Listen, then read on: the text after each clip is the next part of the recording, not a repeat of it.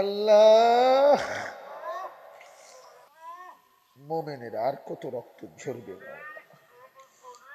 আপনার বন্ধুর উম্মত তো এরা মাওলা। আপনি বিজয়।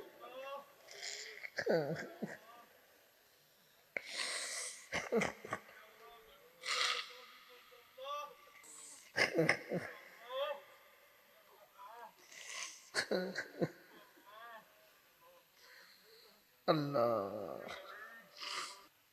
তোমরা বেশি এটাকে একদম নর্মাল মনে করছো, যেটা কিছুই না। 23 বছর নবী সাল্লাল্লাহু আলাইহি সাল্লামের উপরে এই কোরআন নাজিল হলো, তো এটা কার জন্য? তোমার জীবনে কোনোদিন একটা পৃষ্ঠা পড়ার, একটা লাইন পড়ার সুযোগ হলো না। 60 বছরের বুড়া চাচা, আপনি কুদুর সাইয়া সাইয়াও একটা পৃষ্ঠা কোরআন শরীফ পড়তেন পারেন না। এরকম একটা অপদার্থ জিন্দিগি নিয়ে আপনি কেমনে কবরে যাইবেন কাকা?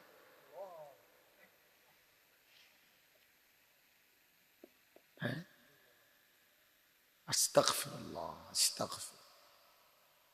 18 বছর একটা ছেলে পড়ালেখা করলো, সেই প্রাইমারি থেকে মাস্টার্স পাশ করলো, বেচারা কত কিছু পড়লো, কত কিছু পড়লো, মুসলমানের বাচ্চা।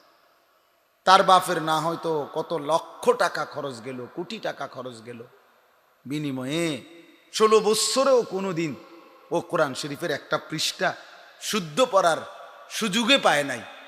এই বাপ কি পরিমাণ অপদার্থ, এই সন্তান কি পরিমাণ অপদার্থ। এই বাপ কি শিখাইলো, এই ফুতে কি শিখলো? আহা, 16 বছর আমনে এতটি টাকা খরচ করে আমনের ফুতে হন, যেই ভাত তরকারি খায়, যেই বিল্ডিং করছে, বিয়ে করছে, এই সমাজের অসংখ্য মূর্খ বকলম নামও দস্তখত করতে পারে না, টিপসই দেয়, হে এর চাইতে বেশি দুনিয়া ভোগ করতেছে। তার বাড়ি গাড়ি, তার টাইলস দেখলে আপনি চাইয়া তাও লাগবে, সে অথচ সে মূর্খ। মূর্খ তো তাইলে আপনি কীর্তেন তারে 16 বছর পড়াইলেন?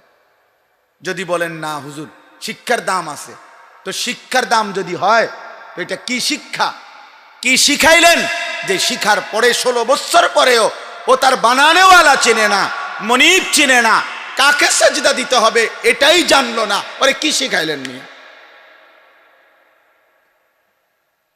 18 বছরের ছেলেটা এত বড় গাদ্দার কেমনে হইল? মাত্র 16 বছর, এই সন্তান এত বড় গাদ্দার কেমনে হইল যে মাত্র এত কম বয়সে এই নাফরমান আল্লাহকে একটা সেজদাও দেয় না। এই নাফরমান 40 বছর পর্যন্ত যাইলে কত বড় দাজ্জাল হবে এটা চিন্তা করেন। ইনসাফ কি বলে? এত কম বয়সে যদি এটা এত বড় বেয়াদব হয়, মাত্র 16 বছরে যদি এত নারী দেখে, এত উলঙ্গ ছবি দেখে, এই হাইওয়ান 40 বছর পর্যন্ত কি করবে? তার বয়স যখন 60 হবে, 50 বছর হবে, ওই করবেটা কি? ওই কি করবে? বইয়ে বইয়ে বুড়া মিয়ারা বইয়ে বেকাল সাধু আনে বন খায়, হ্যাঁ হটর হটর করে বইয়ে বইয়ে গেল বন খায়, বিড়ি খায়, বইয়ে বইয়ে পান খায়, চা খায়। আস্তাগফিরুল্লাহ, আস্তাগফির। অনেক মুরব্বী মানুষ, আশ্চর্য, জীবনটাই শেষ বয়সটা মনে হয় যেন চা দোকানে রেস্টুরি করে দিছে, চা দোকানদারের রেস্টুরি করে দিছে। ধর চিকন টুল একটা বয়ে দিছে চা দোকানদার, টুল বই একটা সোফা দিত, তত মনটারে বুঝাইতাম যে বেটা আজ এত বছরের বুড়া মানুষ একটা সোফাত বইয়ে চিকন টুলের মধ্যে ঠিক মতো পিছনে কিনা লাগেও না, অর্ধেকটা টুল, এই টুলটার মধ্যে এমনি বইয়া একটার পর একটা বিড়ি খাইতেছে, আর রঙিন টেলিভিশনে নর্তকীর নাচ দেখে, নাটক দেখে, সিনেমা দেখে। আস্তাগফিরুল্লাহ, এটা মুসলমানের বুড়া মিয়া? একজন মুসলিম চাচা এমন হওয়ার কথা? একজন মুসলমান দাদা এমন নিকৃষ্ট হওয়ার কথা মিয়া? ইনসাফ বলে এটা?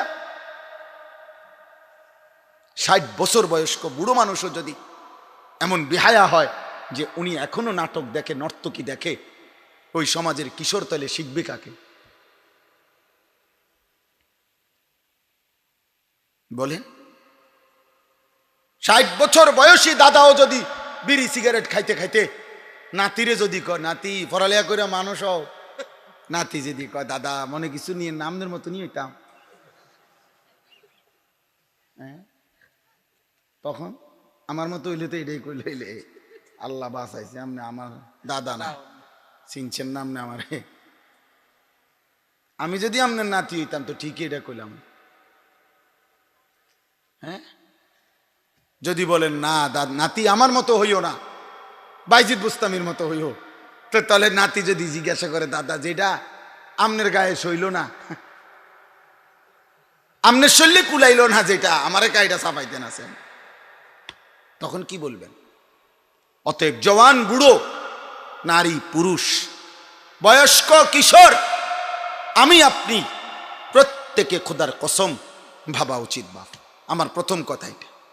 প্রিয় নওজওয়ান, আমি প্রত্যেক দিন খোদার 12 মাস এটা বলি রে ভাই, তু আগার মেরা নিহি বনতা না বন আপনা তো বন। এই সমাজের, এই দেশের, এই পৃথিবীর, এই সমাজের, এই বাড়ির, এই এলাকার, এই মহল্লার কারো কোনো উপকার যদি তুমি নাও করো, প্রিয় ছেলেরা বাবারা, কমপক্ষে নিজের ভালো করো।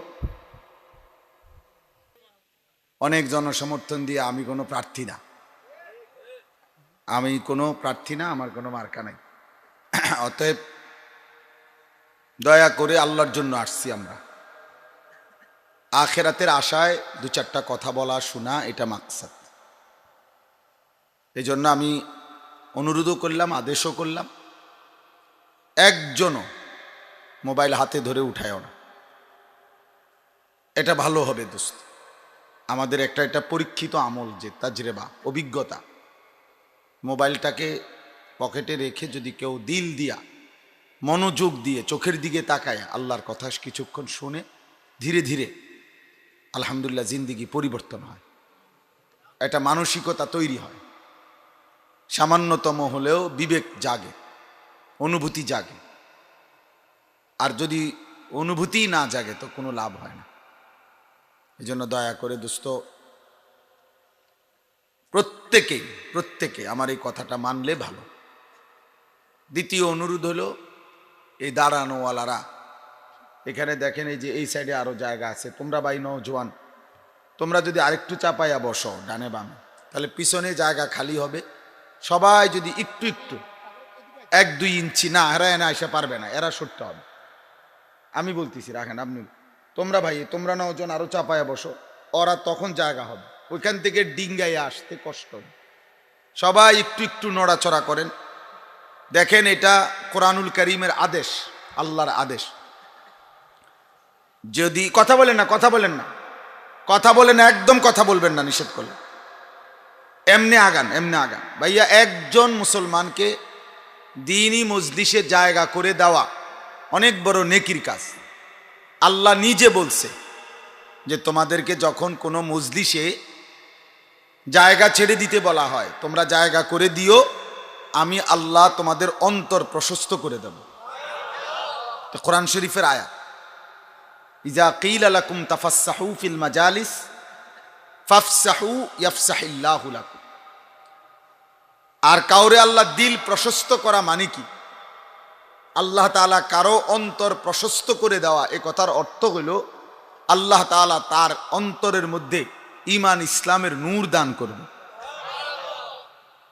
আল্লাহর থেকে।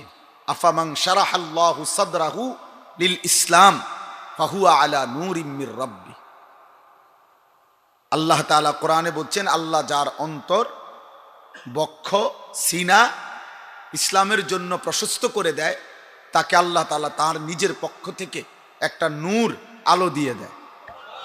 সে আলোর বরকতে সে পরবর্তী জিন্দেগি আল্লাহর পথে চলতে পারে।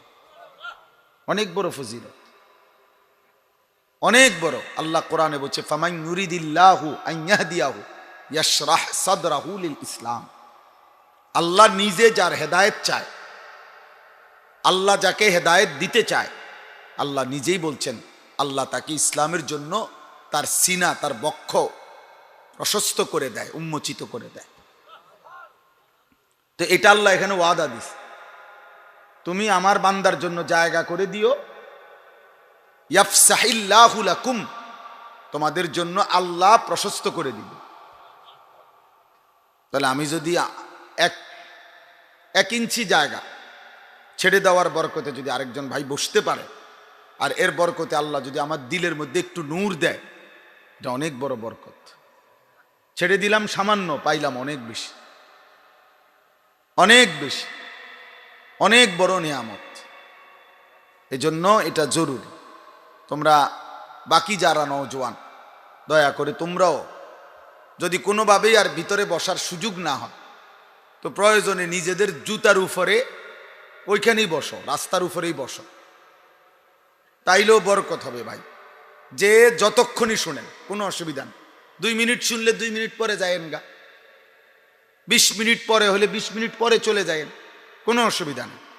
আমরা কেউই বসে থাকতে আসিনি, কেউই আমরা বসে থাকতে আসি নাই, আমরা চলেই যাব, আপনারাও আমরাও, এবং যেতে যেতে একদিন দুনিয়া থেকেই চলে যাব, এটাই সত্য। কেউই আমরা থাকতে আসিনি। অতএব বিকট চিৎকারে ঠিক বলো না, ফাজলামি করো না বাপ, সাবধান, কেউ কোনো রকমের ফাজলামি করো না।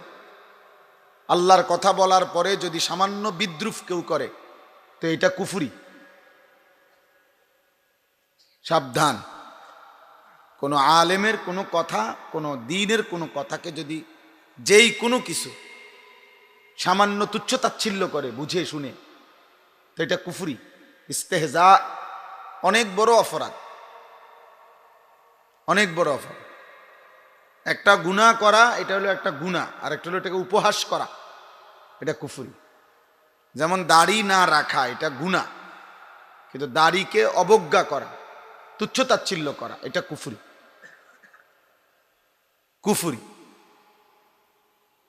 সুদ খাওয়া এটা তো গুনাহ, কিন্তু এটাকে বিদ্রুপ করা, চাই চলেন না দেহি, কেমনে চলবে না, সুন্দর সুন্দর কথা কন মিয়া, দেশ চলেনি কোনো আনে সুদ ছাড়া। এই যে আপনি কি বুঝাইতে চাইলেন, কার সাথে